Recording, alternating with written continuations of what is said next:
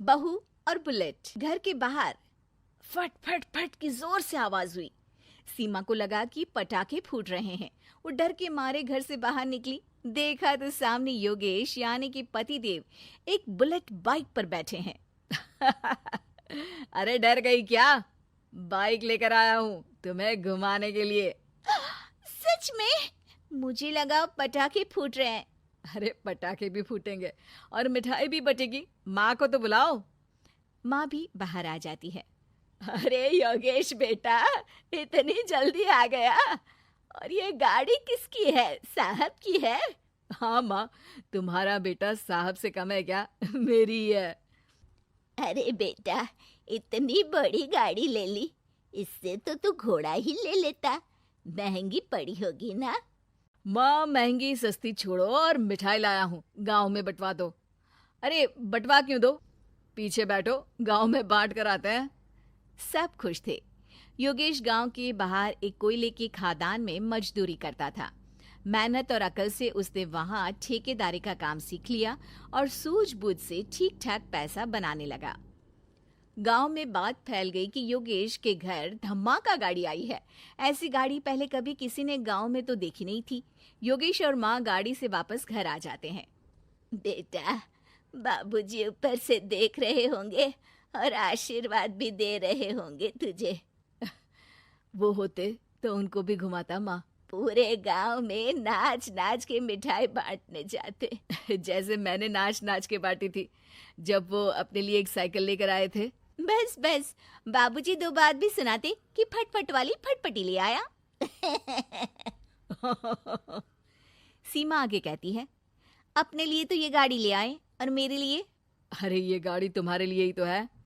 पक्का मेरे लिए है? अरे पक्का तुम्हारे लिए है। अगली सुबह जब योगेश सो रहा होता है तो उसे बाहर से गाड़ी की आवाज आती है। वो घबरा कर चिल्लाता है, चोर चोर, मेरी गाड़ी ले जा रहा है, चोर चोर। माँ भी जागती है और योगेश के साथ दरवाजे की तरफ भागती है। जैसे ही दोनों बाहर निकलते हैं तो देखते हैं कि सीमा गाड़ी चला रही है। अरे बहू, नाक कटवाओगी क्या? ये क्या कर रही हो? अरे गिर जाओगी, ये क्या कर रही हो तुम? सीमा गाड़ी को रोक कर कहती है, सारे गांव में घुमा लाई, कहीं नहीं गिरी। क्या? सारे गांव में घुमा लाई? अरे लोग क्या कहेंगे बहू? सोचा क्या एक बार?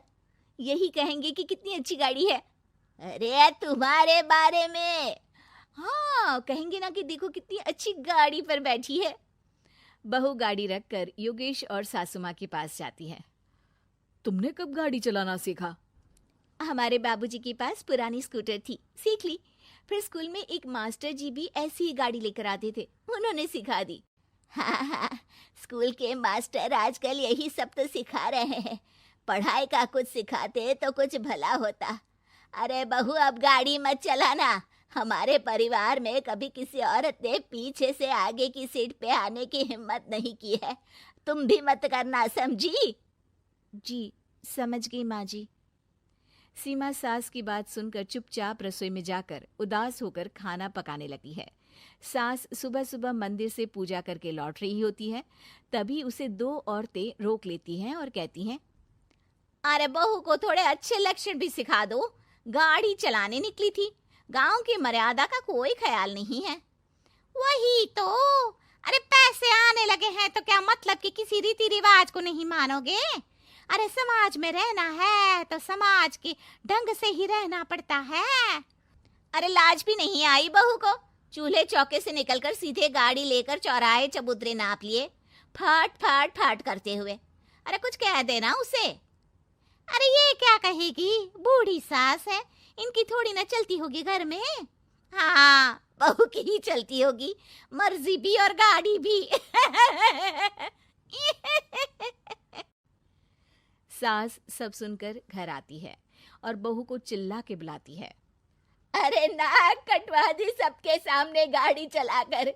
औरत जात गाड़ी नहीं चलाती। शहरों में तो 4 पहियों वाली गाड़ी भी चलाती हैं और हेलीकॉप्टर, हवाई जहाज भी। शहर में थोड़ी ना रहती हो मैडम साहिबा।